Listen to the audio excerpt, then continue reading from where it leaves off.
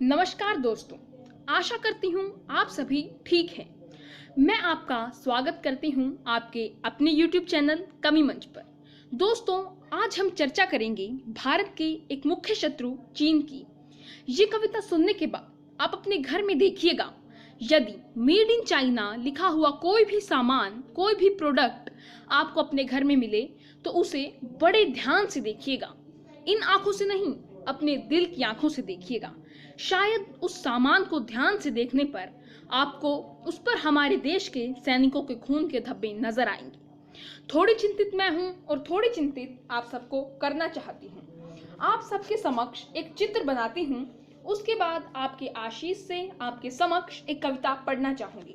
और यदि पहला बंद आप सबने अपने प्रेम, अपने जज्बे के साथ संभाल लिया तो दावा करती है आपकी ये अपनी बेटी अंजलि कि ये सारी कविता आपको संभाल लेगी। पहला बंद निवेदित करती हूँ, सुन लीजिएगा।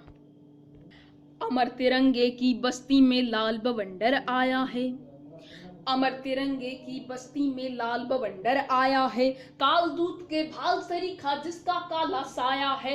पर दिनकर की वंश प्रथा को कोई नहीं डरा सकता, पर दिनकर की वंश प्रथा को कोई नहीं डरा सकता। मेधा से लेकर मैदानों तक ना कोई हरा सकता। चाहे चीन गले को फाड़े अपने घर के मंचों से, चाहे चीन गले को फाड़े अपने घर के मंचों से, पर भारत के वीर सपूतों कह दो इन सरपंचों से, देवदार की थाती कम ना होती लघु करंचों से। और अग्निपांच वाले ना डरते चीनी तोप तमंचों से, अग्निपांच वाले ना डरते चीनी तोप तमंचों से। एक दोगला व्यापारी जो नकली कारोबारों का 5.2 जहां की नेशनल हाइट है, 5.2 से ज्यादा का प्रोडक्ट जहां पैदा नहीं होता। पूरे चीन पर दृष्टि घुमाकर देख लीजिए, एक भी व्यक्ति 5 फुट 2 इंच से ज्यादा का नहीं मिलेगा।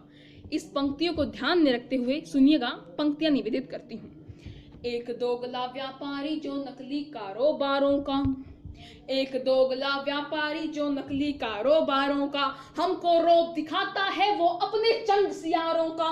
चंद सियारों का दल ही शेरों पर बढ़ने लगता है, चंद सियारों का दल ही शेरों पर बढ़ने लगता है। अपने दुर्बल पैरों से पर्वत पर चढ़ने लगता है। लेकिन वो ये भूल गया कि ठंडा रक्त नहीं है अब, लेकिन वो ये भूल गया कि ठंडा रक्त नहीं है अब। बिना रक्त की बूंद गिरे युद्धों का वक्त नहीं है अब। तो सीमा पार खड़ा एक बौना हमको धमकाता है। चिड़िया जैसी आंख नहीं और हमको आंख दिखाता है, चिड़िया जैसी आंख नहीं और हमको आंख दिखाता है। हिंदी चीनी भाई भाई वाला नारा कहाँ गया। पंक्तियां पढ़ती हूँ, आप सब समझदार लोग हैं, समझदार लोग सुनते हैं, इसलिए निवेदित करती हूँ। हिंदी चीनी भाई भाई वाला नारा कहाँ गया, हिंदी चीनी भाई भाई वाला नारा कहाँ गया।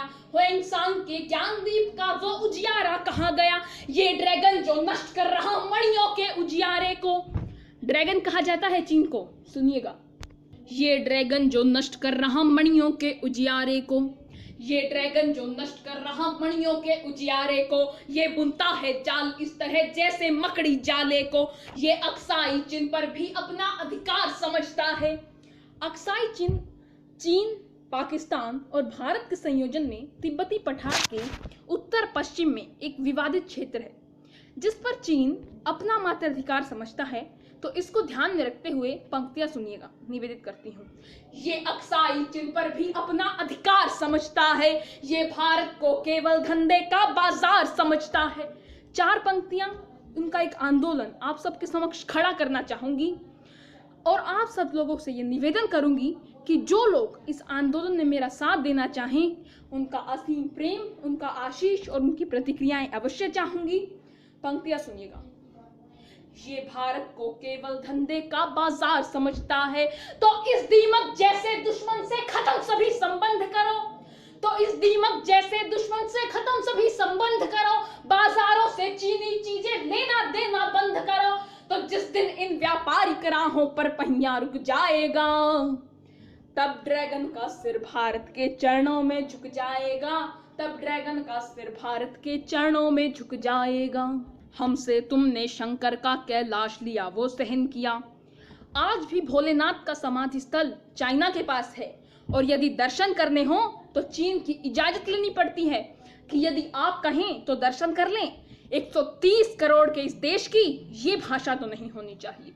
वो भोलेनाथ, वो शिव शंकर, वह आशुतोष, वह त्रिपुरारी, वह चंद्रमौली, वह नीलकंठ, जिसकी आराधना में कहीं आपकी बेटी ने यह भी कहा, सृष्टि का उदय भी तू है, सृष्टि का विलय भी तू है, तू हितम है, तू प्रकाश, तू विनाश, तू विकास, सृष्टि के विनाश में तू ही तो एक आस है अस्त्र तू है शस्त्र तू ही तो चंद्रहास है, गंग तेरे अंग का अभिन्न एक रंग है, पड़े गले भुजंग योज बज रहे मृदंग हैं, आदि से अनादि तक समाधि भी लगी रहे, लपट लपट किले ज्वलन वो ज्योत भी जगी रहे, टनन टनन सी घंटियां घनन घनन मृदंग हैं, विकराल काल छाल पे ये चक्षुलाल रंग है, क्रोध भी प्रचंड तो ये तेज भी अखंड है, पांव के तले गले वो विश्व का घमंड है, ये चमक चमक है चंद्रमा प्रभु तुम्हारे शीश पर, और तुम्हारी ही चमक धरी प्रभु हमारे शीश पर, तुम्हारी ही चमक धरी प्रभु हमारे शीश पर, तुम्हारी ही चमक धरी प्रभु हमारे शीश पर। ऐसे भोलेनाथ का समाधि स्थल जब आज के दिन तक चाइना के पास है तब मेरा दर्द बोलता है। मैं कविता की अंतिम पंक्तियां आप लोगों के बीच सौंपना चाहूंगी। अंतिम पंक्तियां केवल एक अभिलाषा, यदि मेरी ही नहीं आपकी भी हों तो मुझे बताइएगा कि ये अभिलाषाएं तुम्हारी नहीं है अंजलि, ये अभिलाषाएं हमारी हैं जिसमें तुम भी शामिल हो। तो अंतिम बंद निवेदित करती हूँ, सुनिएगा।